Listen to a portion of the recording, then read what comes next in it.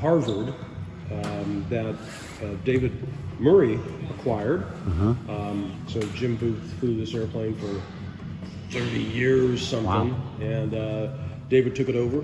And so he's been going through kind of an extended annual just to, kind of get it up to fleet standard that we're doing out here. When you say Harvard, does that mean it was a Canadian?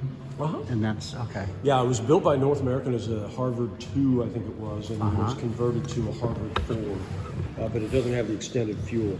But Jim Booth flew a bunch of years. He raced it at Reno, all that stuff. And David bought it, and it's going to be a good airplane for him. So this is his Havid, even though it says SNJ. Okay. It's a lie. It's a dirty lie. Oh, look at this. So this is T-33 in project, or in process. Chuck Cade, who's running around here, is the wiring master. He's been working on the wiring here to clean it up, and his work is always just tremendously pristine, having wired 500 airplanes in his 500 Warbirds in his career of 50 years. He's got to be sought after. He's the guy. Yeah. He is the guy. He wired Rod Lewis's Connie. Yeah. Thing. And there's that dog. This is Bendix the dog. Bendix, that's so funny. And over here we've got, please no photographs of this thing. Okay, here. you got it. So we'll happy to show it to you with no photographs. I recognize what it is. Yeah. So this here is Ellsworth Getchell's Hawker Sea Fury. Ellsworth campaigned this airplane for 40 years. Bought it in the mid-70s and restored it and just flew the hell out of it for years and years and years. And years. You know, this has been on so many issues of Air Classics magazine. Yeah, he was a big air show guy going, and loved people and loved sharing the airplane. And beautiful. He passed away 2 years ago-ish, and he'd done well in life, so there's a foundation in his name, the Ellsworth Hubby Getchell Foundation. And that institution sponsors scholarships and grants for young people interested in getting aviation. So far, the group has given away a couple $100,000. What is the name of the group? Ellsworth Hubby Getchell Foundation. Okay. And they've given a bunch of money out to young folks, helped get them a private pilot, commercial instrument. I think we've helped with the CFI as well. So. And we're looking to have a good year with that also. The airplane was raced in the early, or I should say the mid-'60s, and the tail hook assembly was removed for many years. All you ever saw when you saw this airplane was this was fared off straight. So that whomever had cut this off for a racing mod to make it go faster. Right. So Sanders had to rebuild all this, and it's just pristine work. So the tail hook is now together and operable. They've got a few more points to clean up. They redid the propeller and carburetor or fuel control, and getting ready to run it again here one of these days. And maybe wow. How many Furies are out here? Out here? They're just a big bunch. I don't know if I can count that high. Okay. So it's a stock FB-10 or FB-11 Sea Fury folding wings. And then he modified it for racing, and then he sold it to Rod Lewis, and it was raced for a number of years by who's the astronaut guy? Heck of a nice guy. Not Bean. There's so many. Not an Apollo astronaut. Shuttle guy.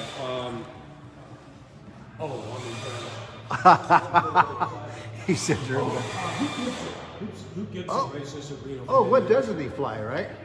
And this is the distinction of the world's fastest Hawker Sea Fury. Really? It was actually faster than what it says on the gear door, but it qualified at 480 one year. Oh my gosh. Right 3350, boil-off system, low-profile canopy, filled wings, all that stuff. So it's a good zippy little machine. I would say. Look at the canopy. I mean, that's made for racing, not for dogfighting or dropping ordnance. It's for racing. Yeah, that's for sure. That's quite a paint scheme. Yeah, it's a zippy doo dah day. Back here we've got a kind of a Project Sea Fury for display purposes. Okay. And then behind here we've got... Thank you, and you'll be on YouTube forever. Oh, excellent. Thank you. Nice to meet you. Nice meeting you. Okay, so no video of this, but we'll show you the here. There's a couple of mills, lathe. They do smoke generators here. If you've ever seen F-16s with smoke coming off the wingtip. I thought I saw one of your Furies doing smoke one before. Yeah. I live in Clements. Oh, okay, yeah. So I hear them more than I see them, but I was Yeah. able to. Yeah. Wow, what are these exhausts? Well, these are part of the smoke generators. So, see if I can. Okay, come on over here. Okay. So this is the front end. This is the aft end. So you've got a series of pumps. You've got a couple of chambers. One is for fuel. Jet A. They're working on. I'm sorry, 100 low lead. They're working on getting a Jet A version of it to heat up the combustion chamber back there, and then they vent smoke oil into the combustion chamber when it's good and hot, and it goes from a gas. Pardon me, it goes from a liquid to a gas, makes big smoke. And they're working on colored smoke and all that stuff. So when you put these things in the vortices, you get these little smoky tornadoes. So when you're doing aerobatics, it really accentuates the corkscrew of a roll or a loop or anything. So like these that. are being built for customers, not not just your guys. Oh yes, no. This is a major worldwide customer base. Wow. Of smoke generators. They have several styles that they do. But like I say, if you've ever seen an F-16 with smoke coming off the wingtips, it was built in this shop. Wow. Wow. And is this a finished example of what one would look like? Yeah, it's ready for paint, but it's pretty complete, ready to go. I think it's getting ready for paint. Wow. So this is one of the deals. Come on over. Let's see if we can find a little... Okay, so we're heading over to Hangar 3, and that's kind of the show hangar. Is that him over there? Yeah.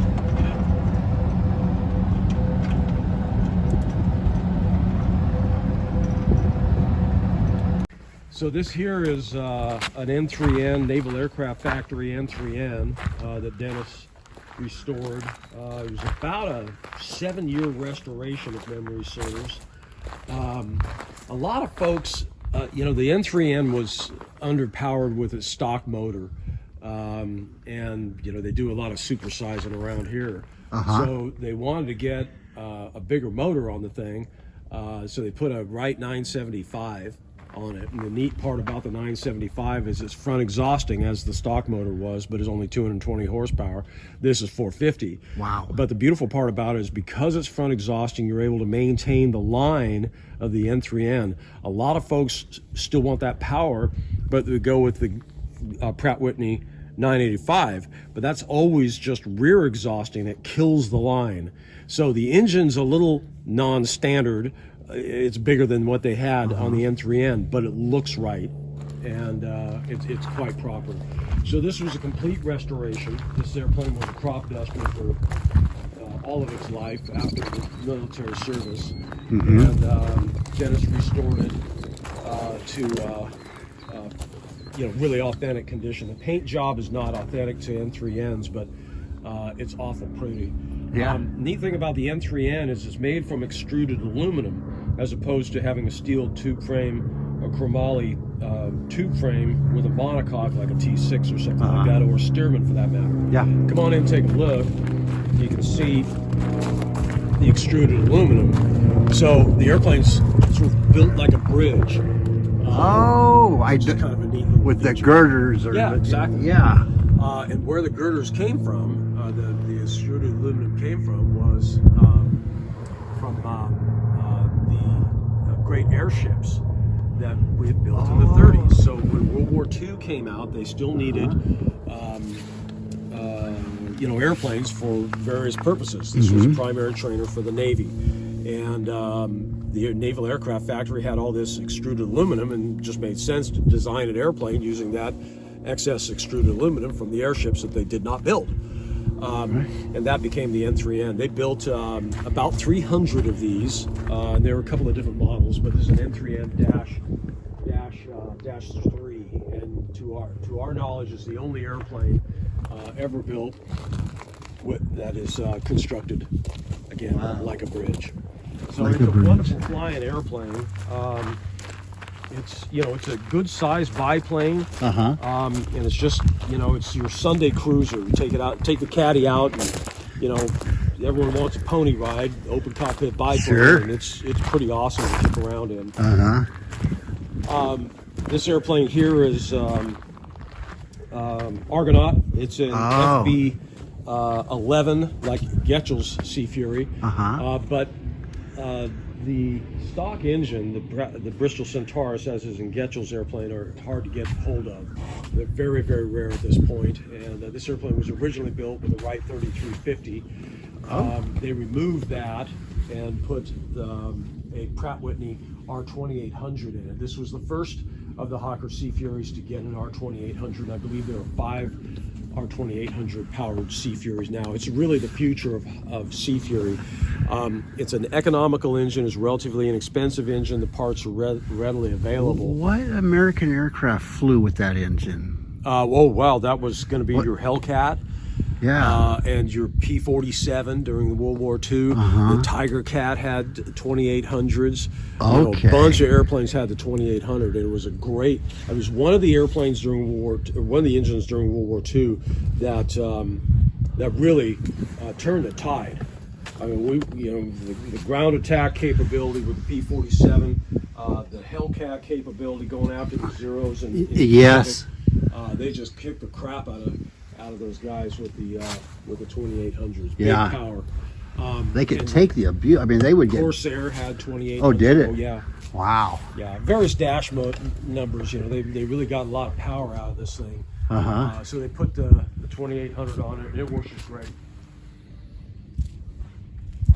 The airplane was assembled by parts. Dennis had a bunch of parts together, and once he got to the point where he could really start working on it, he'd done a bunch of deals for canopies and wings and fuselage, and he just started going to work, reskinning what he needed to reskin. So this is, if you will, a Frankenstein Sea Fury. Oh, okay. I'm familiar with that term. Yep. But they've had this in inventory for 25 years, I guess. Really? Well, he certainly gets some long life out of them, doesn't he? Well, it's constant maintenance. That's They fly the airplanes quite regularly, keep them up on step, and they work awfully darn hard to keep them nice. Yes. Come on in hangar 3, we'll show you around there. And it's usually stuffed full of airplanes, but it's now just partially stuffed full of airplanes. On the right, we have a Swearingen SX300 experimental little. I hate the term long dart, but it kind of is. It is Looks built fast. for speed, and it is fast. It's 250 miles an hour through the air on 15 gallons of gas. So you want to go to Oshkosh? This will get you there in the afternoon. Wow. You want to come home from Oshkosh? This will get you home in the afternoon.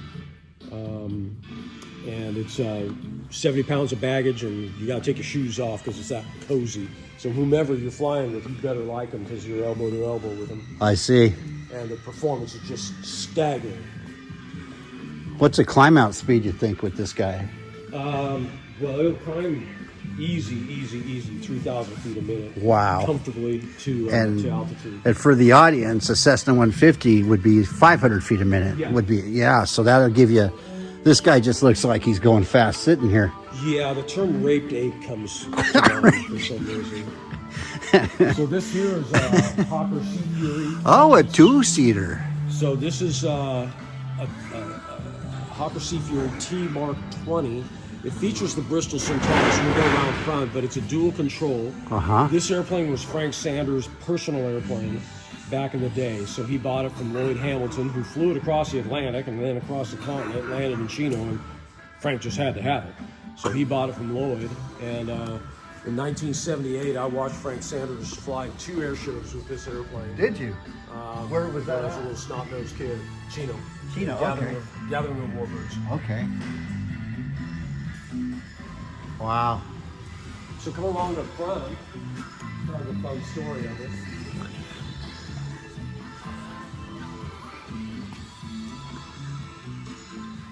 So what's unique about the engine, besides its exceptional rarity, is that it is a sleeve valve design. So it's an 18-cylinder motor, 2 rows of 9 cylinders.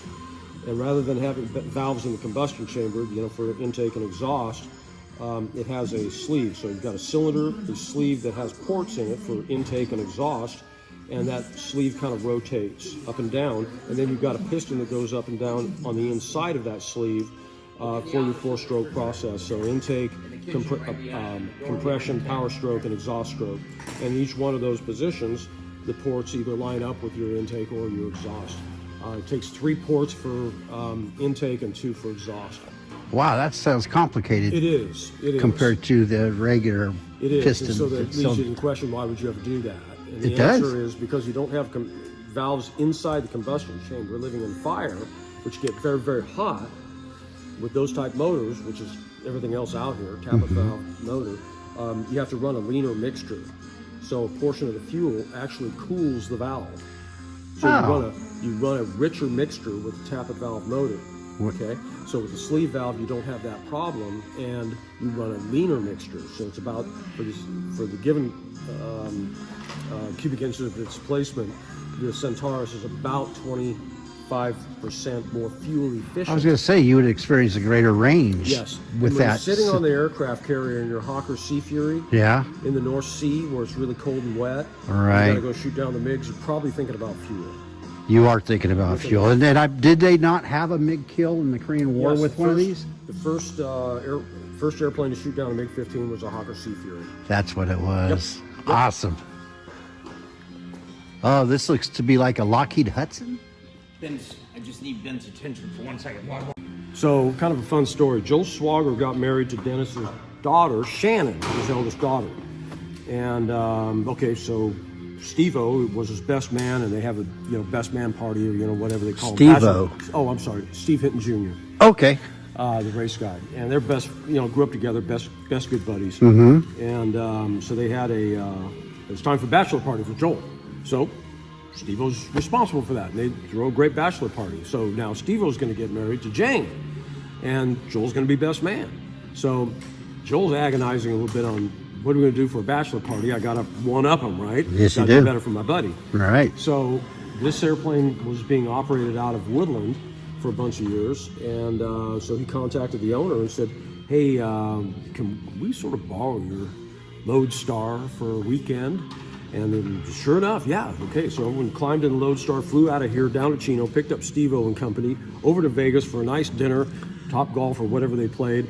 Nice evening, got back in the Lodestar, flew back to Chino, and then back up here. So that was the bachelor party, for aviators. Right? Well, Dennis, I'm just going to say it, Dennis got hooked on the airplane and said, I got to have it. Got to have this Gotta Lodestar. have this Lodestar. So Okay. he did a deal, and now he owns the Lodestar, and he's been bringing it up to fleet standard, doing little stuff to go through the hydraulics and go through the airplane to make sure it's all tip top and nice, with some pretty significant care. So the prop's gone through, the engine's gone through. We did work on all kind of airframe stuff, and now he's finalizing hydraulics, and hopefully he'll fly this next year.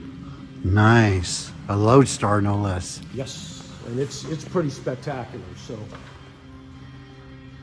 this is Dennis's.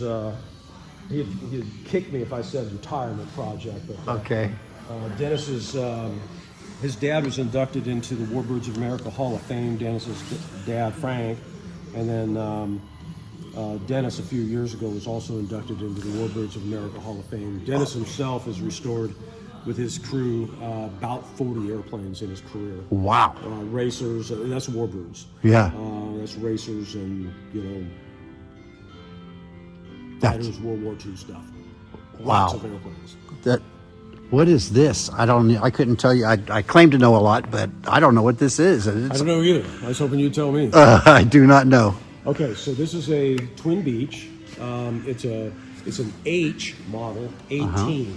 So the standard sort of twin beach, you see the tail dragger is a D18 or Yes. an AT11 with the glass nose. Yes. That sort of thing. All right, so this is an H18. It's a cabin class Beach 18. So it's got droopy wingtips. It's got 3-bladed propeller. They put a nose gear on it, extended nose for baggage and radios and all that stuff. Raised the cabin, I think, about 18 inches, so you can actually comfortably walk through it, sit down, and all that. So again, if you want to take a bunch of your friends to Oshkosh, you load them up in this, and by the afternoon you're drinking beer at the ramp at Oshkosh. Wow, this thing is just showroom immaculate. Everything here at Sanders is showroom immaculate. I'm getting the idea. Yes. Yep. Yep. Have you been fortunate to go for a ride in Oh this? yeah. What's the cruising speed? Oh, I don't know. I don't pay Okay. attention to any of that stuff. Over here we've got Dreadnought. Oh, that name is synonymous. Yep. So Dreadnought been racing since 1983. The story of Dreadnought is 1982. The family came back from the Reno Air Races. Frank had a family meeting with his two sons, Dennis and Brian, and Ruth, his wife. And it was, boys, how would you like to build an airplane that goes really fast? And three hands went up, Frank, Dennis, Brian. Ruth wasn't so sure. And he pitched the concept of doing up a 4360 on a Hawker Sea Fury and going racing for Sirius. And that's what they did. And it took 1 year. In 1 year, they were able to outfit Dreadnought. And it went up. And for years, it was fastest qualifier, leading every lap, winning every race. When the thing was healthy. But went up in 83 and won the Reno Air Races. And now, Dennis, I've forgotten. So it was 83, 86, and then 2018, 19, 21, 22. Yeah. Unlimited Gold Championships. Oh my stars. And really in the same configuration that it was originally built. They could have done all kinds of modifications to it, but in homage to the work that Dennis did with his dad and family and friends, they keep Dreadnought in the same condition as Wow. his original vision.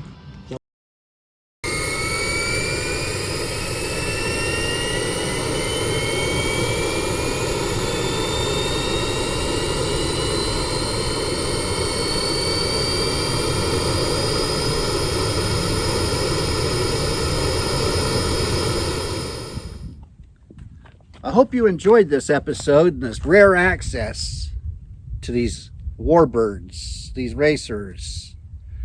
And the tour that we were given is much appreciated. Very much appreciated. So join me, Dutch, on the Flying Dutchman podcast for our next road trip. And join me in the studio for our interviews. I think you're going to like it. We should start for home. Let's go.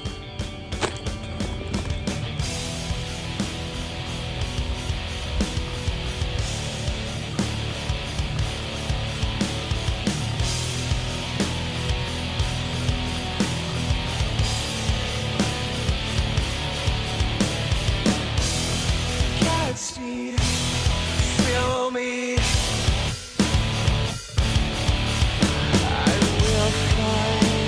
Sunshine, some beauty on the rise. Yeah. Sunlight, good night. Dreams on me, so show me where I can't see no light.